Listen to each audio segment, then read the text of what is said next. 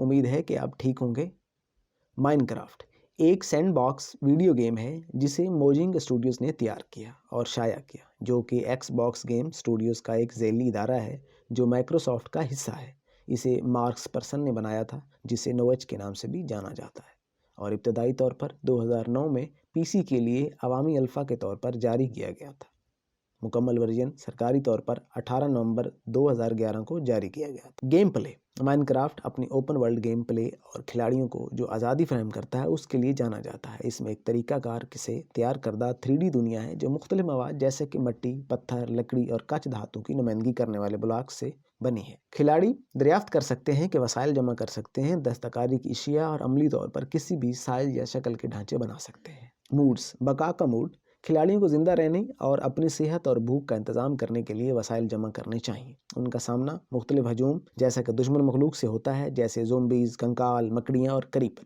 تخلیقی موڈ کھلاڑیوں کے پاس لامحدود وسائل ہوتے ہیں اور وہ اڑ سکتے ہیں، جس سے بغیر کسی مواد کو جمع کرنے یا صحت کا انتظام کرنے کی ضرورت کے بغیر تعمیر اور تلاش کی اجازت دی جاتی ہے۔ ایڈونچر موڈ کھلاڑی مخصوص مقاصد اور قواعد کے ساتھ دوسرے کھلاڑیوں کے تیار کردہ اپنی مرضی کے نقشے چلا سکتے ہیں۔ تماشائی موڈ کھلاڑی آزادانہ طور پر پوری دنیا میں گھوم سکتے ہیں، لیکن وہ اس کے ساتھ تعامل یا بلاکس کو تباہ نہیں کر سکتے۔ خصوصیات دستکاری کھلاڑی ماحول سے جمع کردہ مواد کو استعمال کرتے ہوئے مختلف قسم کے ٹولز اور بلاکس تیار کر سکتے ہیں۔ ایک منفرد مواد جو بجلی کے طور پر ریڈ سٹون پر کام کرتا ہے، کھلاڑیوں کو پیچیدہ کار خود نظام اور میکانزم بنانے کی اجازت دیتا ہے۔ ملٹی پلے کھلاڑی دوسروں کے ساتھ کھیلنے، پروجیکٹس میں تعاون کرنے یا پلیئر بامقابلہ پلیئر PvP لڑائی میں مشغول ہونے کے لیے سرورز میں شامل ہو سکتے ہیں۔ موڈز مائنکرافٹ میں ایک بڑی موڈنگ کمیونٹی ہے جو حسب ضرورت مواد تخلیق کرتی ہے، بشمول نئے game play mechanics, blocks, items اور بہت کچھ۔ اپڈیٹس موجونگ باقاعدگی سے اپڈیٹ جاری کرتا ہے جو گیم میں نئی خصوصیات، بلاکس، موبز اور میکینکس کا اضافہ کرتا ہے۔